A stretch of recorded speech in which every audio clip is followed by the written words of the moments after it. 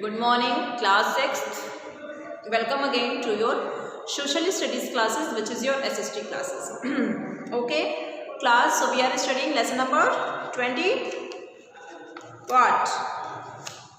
Lesson number 23 and your lesson number 23.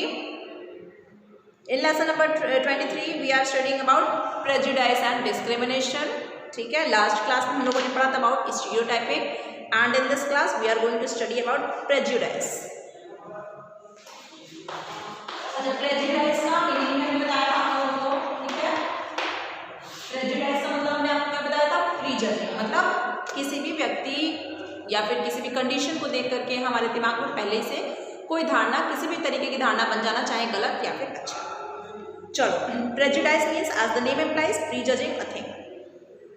It means forming an elderly opinion of a subject or group without complete knowledge of the facts.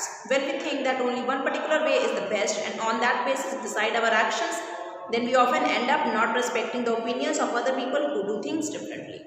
तो prejudice का मतलब क्या होता है? आप अपने दिमाग में एक धारणा बना लेते हो कि जैसा कि हम लोगों ने एग्जाम्पल में पढ़ा था, राजा के एग्जाम्पल में, राजा को देख करके वो फटे कपड़े पहना था, वो भूखा था, तो लोगों ने समझ लिया ये चोर है, जबकि वो इनोसेंट था. तो हमारे दिमाग में क्या हुआ? प्रेजुडाइज बन गया, प्री जज हमने कर लिया कि वो फटे कपड़े पहना तो वो चोर है. तो ये चीज़ क्या होती है? ये चीज़ भी गलत है. ठीक है ना. Mostly people in India consider people who can speak in English visor then the ones who can not speak English.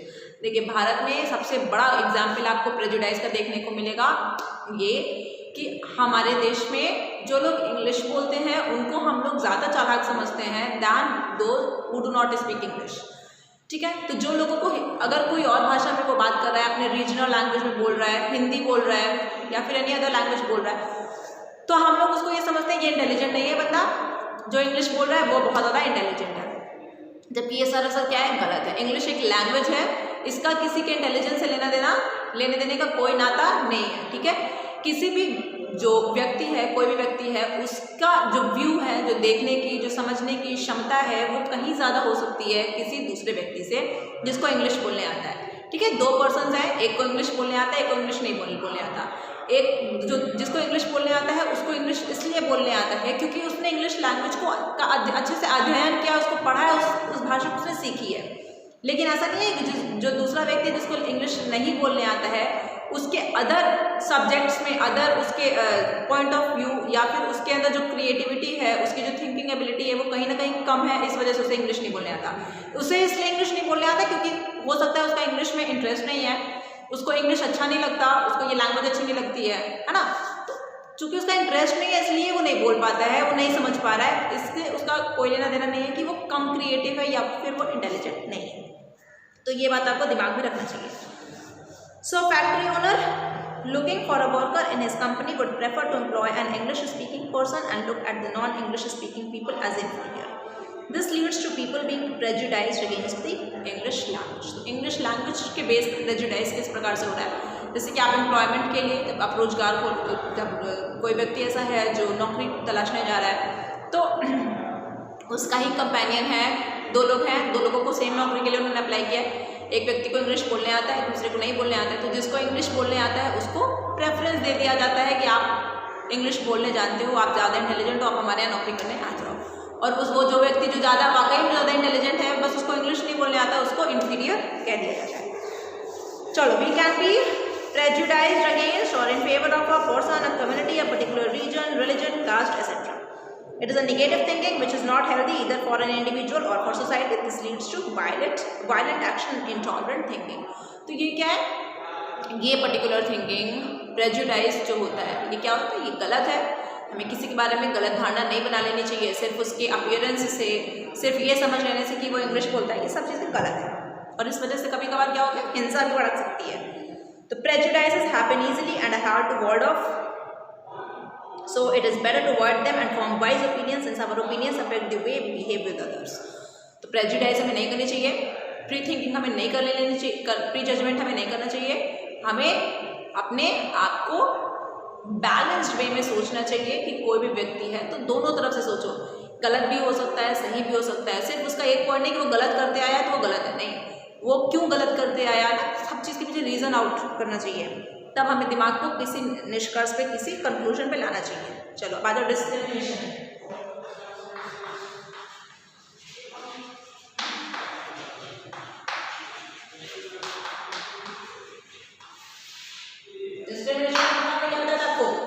भेदभाव, इनइक्वालिटी। इनइक्वालिटी मतलब बराबर का दर्जा न देना। Discrimination is a prejudice in action, ठीक है। तो अब हम लोग अपने एक्शन, हम लोग जो काम करते हैं, हम लोग जो कर्तव्य करते हैं, हम लोग जो कर्म करते हैं, उसमें जो प्रेजुडाइज है वही क्या है, डिस्क्रिमिनेशन है। It means to make a distinction between people on the basis of class. लोगों के बीच में भेदभाव किस किस बेसिस पे, क्लास, कौन सी क्लास से वो बिलोंग करते हैं, क्लास मतलब कि कोई रिच क्लास का है, कोई पुअर क्लास का है, रेस है ना, सोसाइटी कौन सी सोसाइटी उनकी, रिलीजन धर्म के उस पर, जेंडर मेल फीमेल में भी डिस्क्रिमिनेशन होता है, एज ग्रुप में भी डिस्क्रिमिनेशन होता है, with no regards to their individuality merit. और इसमें हम लोग ये ध्यान नहीं देते कि वो इंडिविजुअल भी, वो व्यक्ति कैसा है, बस उसके धर्म से, उसके घर से, कहाँ से बिलोंग करता है, हम लोग अपने मन में ओपिनियन बना लेते हैं। Prejudice arising out of diversity leads to discrimination. चलो okay, a negative thinking mind always leads to discrimination, not allowing people to participate in various activities freely and at times even denying them benefits to which they are entitled by the law. In other words, discrimination is not giving the same benefits to everyone, it is unequal treatment. तो देखिए, नकारात्मक सोच वाला व्यक्ति, जिसकी सोच negative होती है, जो कभी भी किसी भी चीज़ के बारे में हाँ या फिर पॉजिटिव नहीं सोच पाता है, उसकी पूरे डिक्शनरी में उसके पास नो नो का रहता है कि हम ये काम नहीं कर सकते हैं, मतलब वो निगेटिवली सोचता है, किसी भी सिचुएशन के बारे में वो उसकी गलत धारणा बना लेगा। वो व्यक्ति ही क्या करता है, समाज, अगर वैसे व्यक्तियों का समाज है तो वही डिस्क्रिमिनेशन को पैदा करती हैं, ठीक है। और डिस्क्रिमिनेशन की वजह से हर एक लोगों को इक्वल बेनिफिट्स नहीं मिल पाते हैं। चलो, आवर सोसाइटी इज डेमोक्रेटिक। आपको पता है India is in fact a world's largest democratic nation, है ना, जहाँ पे हम लोग अपनी सरकार खुद बनाते हैं और अपने ही लिए बनाते हैं। So discrimination is a denial of the essence of democracy. अगर डिस्क्रिमिनेशन हमारे देश में होगा तो हमारे यहाँ पे डेमोक्रेसी कैसे रही, डेमोक्रेसी रही नहीं, डेमोक्रेसी तो खराब हो गई। डेमोक्रेसी मतलब क्या होता है भाई, सब लोग एक साथ है, प्रजातंत्र, जहाँ पे प्रजा ही क्या है, राजा है, ठीक है। This goes against the unity and honour of our country. अगर डिस्क्रिमिनेशन हमारे देश में रहेगा तो हमारे देश के जो यूनिटी है ना, और जो ऑनर है, जो इज्जत है, इसके खिलाफ डिस्क्रिमिनेशन बोलता है। चलो, डाइवर्सिटी एंड डिस्क्रिमिनेशन कैसे हुआ, डाइवर्सिटी से डिस्क्रिमिनेशन जहाँ होगा,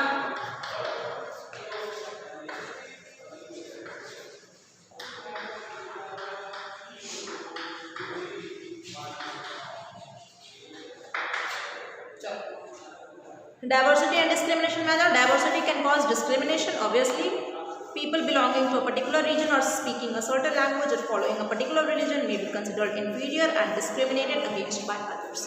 तो वो व्यक्ति जो कोई किसी दूसरी लैंग्वेज को बोल पाते हैं, किसी दूसरे रिलीजन को वो फॉलो कर पाते हैं और वो माइनॉरिटी में है, वो कम लोग हैं, तो लोग क्या करती है, जो मेजॉरिटी सर्किल है, जहाँ पे ज़्यादा लोग, जिन चीज़ों को ज़्यादा लोग मानते हैं, वो उनको इन्फीरियर कहती है कि आप तो किसी काम के लायक नहीं हो, आप इन्फीरियर हो, मतलब हमसे नीचे हो। चल, know more the meaning of apartheid, very important, underline.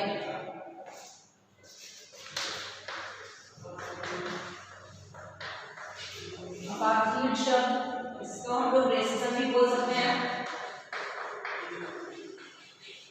ठीक है, या फिर जिसको आप लोग हिंदी में कहोगे गोरे काले का भेद। चलो समझते हैं।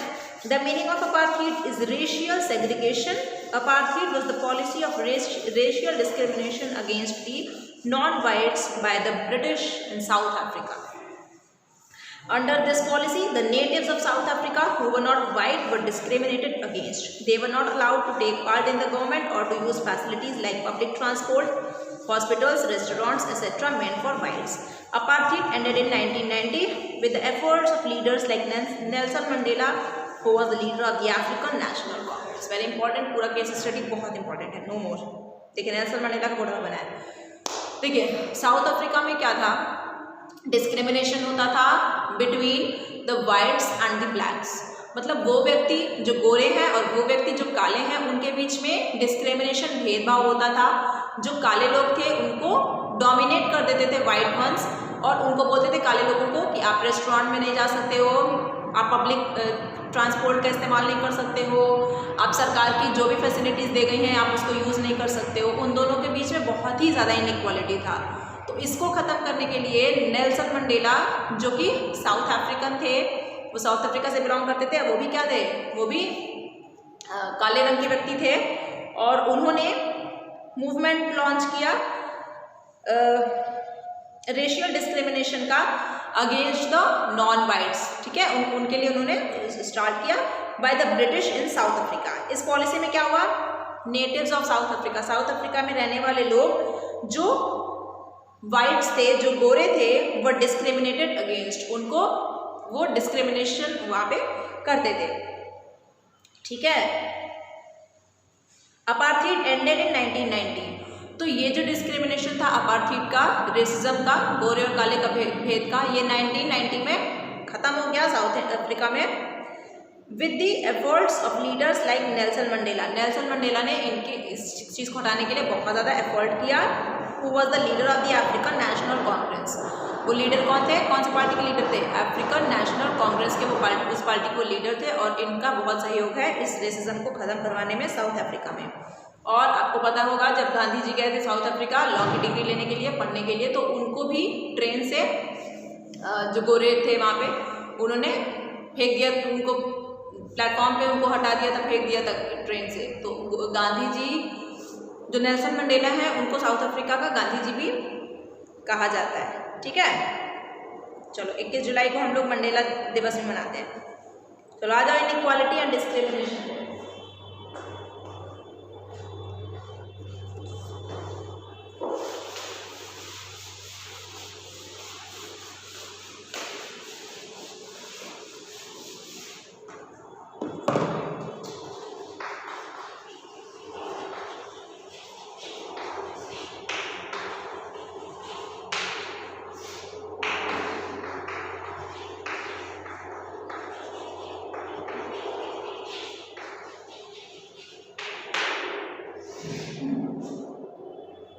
इनइक्वालिटी एंड डिस्क्रिमिनेशन में क्या लिखा है, the natural result of a social basis is discrimination. ठीक है, तो it leads to the denial of opportunities to people leading them to backwardness. अब इस डिस्क्रिमिनेशन की वजह से क्या होता है, वो लोग जो माइनॉरिटी ग्रुप के हैं, जो कम संख्या में हैं, उनके साथ भेदभाव होता है, और वो लोग क्या हो जाते हैं, फिर बैकवर्ड हो जाते हैं। वो लोग अपनी लाइफ में डेवलपमेंट कर ही नहीं पाते हैं।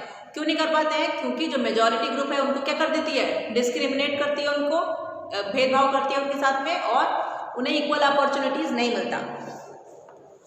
This also leads to inequality in society. Discrimination contributes to conditions where certain people are not even given the basic rights to lead as dignified, befitting a human being. देखो, discrimination के तहत तो यहाँ तक होता है कि जो एक व्यक्ति है उसके साथ ऐसा भेदभाव होता है, डिस्क्रिमिनेशन होता है कि वो एक नॉर्मल लाइफ भी नहीं जी पाता है। ठीक है, आप लोग और बड़े हो गए तो डिस्क्रिमिनेशन के बारे में जब ज़्यादा पढ़ोगे ना, तब आप लोगों को और भी ज़्यादा अच्छे समझ में आएगा।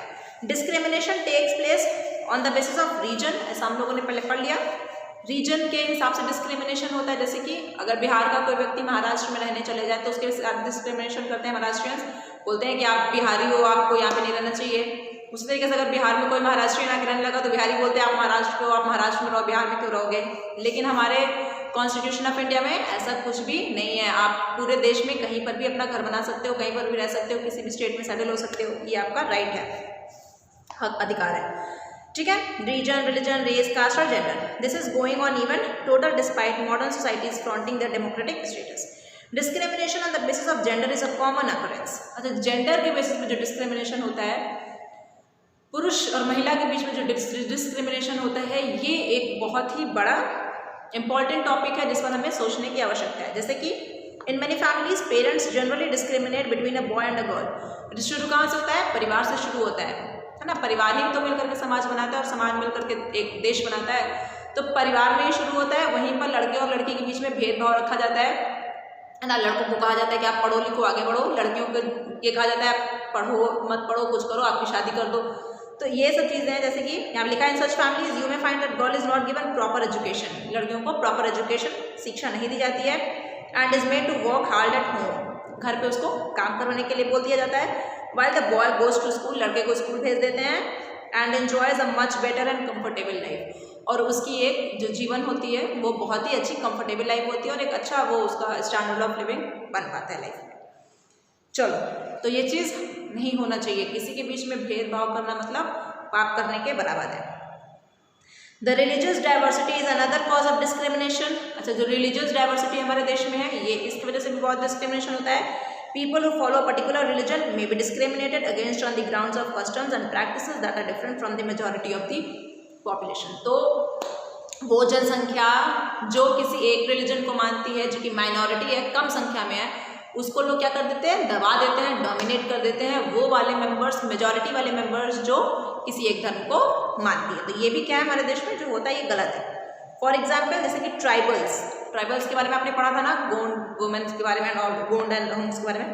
Tribals are often ridiculed and have to face discrimination because their customs are different from the rest of the people living in cities. जो ट्राइबल पीपल है, जो हमारे फॉरेस्ट वगैरह में, जंगलों में जो जनजातियाँ रहती हैं, उनके ऊपर जो शहर के लोग हैं वो हंसते हैं, क्योंकि उनका जो रिचुअल फेथ है और जो उनका जो कस्टम्स है, ये सब चीज़ें जो है बहुत ही डिफरेंट है हमसे। द मोस्ट अगली cause of inequality and discrimination is poverty. सबसे जो बेकार बात है डिस्क्रिमिनेशन और इनइक्वालिटी की होती है वो है गरीबी। गरीबी क्यों आती है? जब हम डिस्क्रिमिनेशन करेंगे, हम लोग दो व्यक्ति हैं, दोनों को अगर हम इक्वल अपॉर्चुनिटी नहीं देंगे, किसी को आगे बढ़ा देंगे, किसी को दबा देंगे, तो दबा वाला व्यक्ति न पढ़ पाएगा, न लिख पाएगा, नौकरी में भी उसके साथ हम लोग इनइक्वालिटी करेंगे, उसको नौकरी भी नहीं मिलेगी, तो क्या होगी? भूखमरी आएगी, गरीबी आएगी। तो यही भूखमरी क्या है? पॉवर्टी को जन्म देती है। कौन जन्म देता है पॉवर्टी को? डिस्क्रिमिनेशन जन्म देता है। People are discriminated against on the basis of wealth, है ना। अमीर और गरीब के बीच में आप देखते हो कितना डिस्क्रिमिनेशन है। They may not be able to satisfy their basic needs of food, shelter and clothing, hence are looked down upon by other sections of society and face discrimination. जैसे कि अमीर है और गरीब है। अमीर के पास इतने पैसे हैं कि वो पूरी दुनिया घूम सकता है, लेकिन गरीब ऐसा है कि उसको 2 समय की रोटी भी नसीब नहीं हो रही है। तो हम ही लोग जो है सोसाइटी के लोग हैं, हम लोग गरीबों को देखते हैं, अरे इसके पास तो 2 रोटी खाने को नहीं है सुबह शाम, ये तो बहुत नीचे है। तो डिस्क्रिमिनेशन हम ही लोग क्रिएट करते हैं, ठीक है। तो ये सब चीज़ें हमारे दिमाग में नहीं होनी चाहिए। चलो, case study, prevalent caste system, Indian constitution, equality, rights of people in the constitution, this we will be studying further. Okay class, thank you.